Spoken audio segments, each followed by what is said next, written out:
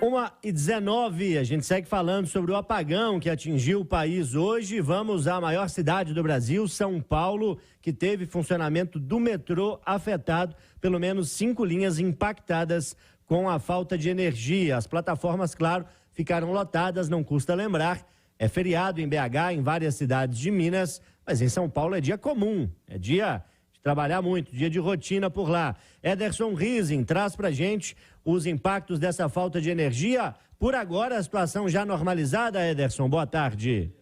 Boa tarde, Loli, Alessandra, e também para os ouvintes. A operação dos trens foi normalizada, mas, claro, os usuários ainda sentem os reflexos em algumas estações, principalmente naquelas mais movimentadas, como a Estação República, que faz a ligação das linhas amarela e vermelha do metrô na capital paulista. Na linha amarela, os trens operaram com velocidade reduzida e com maior tempo de parada por causa da falha elétrica. O ponto mais caótico foi a Estação República, que precisou contar com a ajuda de ônibus para fazer o transporte entre as estações Luz e Paulista. As plataformas da estação ficaram lotadas no meio da manhã, parecendo muito mais com o horário de pico.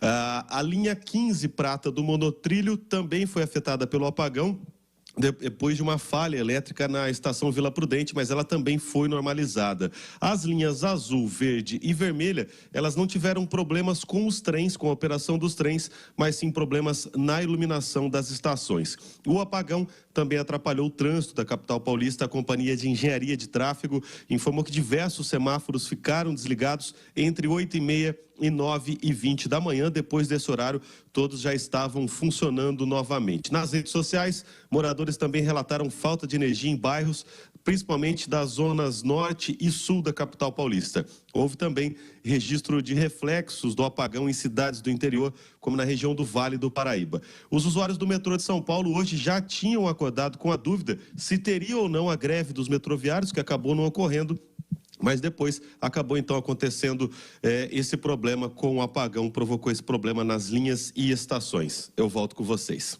Obrigada, Ederson. Uma dor de cabeça, né? Para quem precisa trabalhar sem ter o metrô, no caso de São Paulo, né? Da maior metrópole do país, onde o metrô é realmente, de fato, muito utilizado pelas pessoas, né? Atravessa lá a cidade como um todo, é realmente muito difícil. 1h21, de São Paulo a gente vai para o Rio de Janeiro. O apagão também atingiu por lá alguns bairros da capital fluminense e também pontos da Baixada. Diana Rogers traz para a gente a situação direto lá da capital fluminense. Ô Diana, como é que está a situação no Rio, aí agora nesse início de tarde?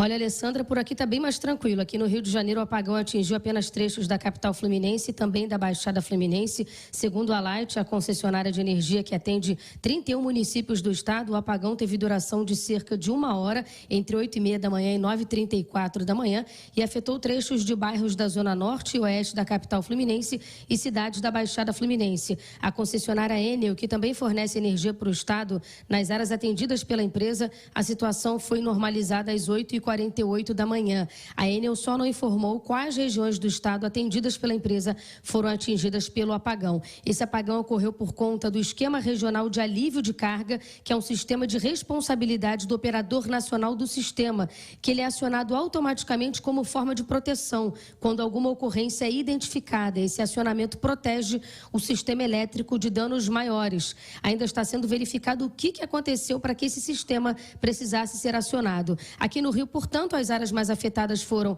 região da Baixada Fluminense e alguns bairros das zonas norte e oeste da capital fluminense. Situação, como eu disse, já foi normalizada. Os transportes não foram afetados. Segundo as concessionárias do metrô e dos trens, a circulação aconteceu de forma normal durante o dia, durante a manhã. Mais cedo, o Centro de Operações da Prefeitura recebeu alguns relatos de sinais apagados em alguns bairros da zona norte do Rio de Janeiro. As equipes verificaram possíveis falhas nos semáforos, mas esse relato não foi confirmado, não foi encontrado nenhum problema, e o Centro de Operações também afirmou que o trânsito apresentava boas condições. Agora aqui no Rio de Janeiro, tempo nublado, temperatura de 25 graus. Loli e Alessandra. Obrigado, Diana Rogers, falando com a gente direto do Rio de Janeiro. Segundo o Ministério de Minas e Energia, a situação já está normalizada no sul, no sudeste e também na região centro-oeste do país. Mas no norte, apenas 41% da carga foi retomada e no nordeste, 85%. Nordeste, uma das regiões mais afetadas. Vamos para lá, Alessandra? Para lá que a gente vai agora, em Fortaleza, no Ceará, porque foram quase 2 horas de apagão. A gente vai falar com o correspondente da Itatiaia, Marcel Riso. Marcel, boa tarde para você.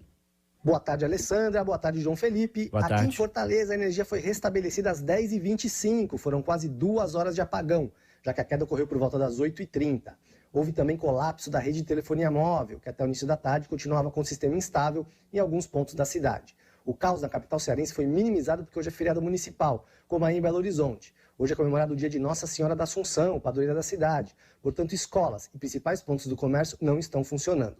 Isso evitou problemas maiores no trânsito, por exemplo, já que os semáforos acabaram desligados. Hospitais precisaram recorrer aos geradores para evitar transtornos maiores aos pacientes. No início da tarde, havia o relato de falta de energia de pessoas que vivem ou estavam a passeio em algumas outras regiões do Ceará, inclusive em praias famosas pelo turismo, como Jericoacoara, no chamado litoral oeste do estado, e em Canoa Quebrada, na cidade de Aracati, no litoral leste.